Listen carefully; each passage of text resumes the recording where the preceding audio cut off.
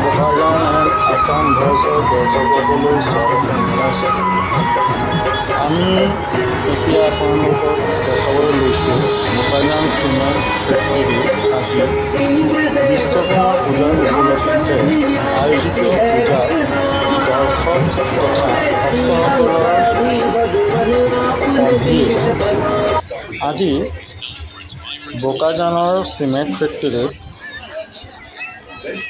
বিশ্বকৰ্মা পূজা আয়োজন কৰা। এই আয়োজনৰ চাবলৈ বোকাজানৰ ৰাইজ উপচি পৰা পৰিলক্ষিত হৈছে, য'ত আপোনালোকে দেখিব পাৰি আছে নহ'লেও ৰাতিপুৱাৰ পৰা ৰাতিলৈকে কমেও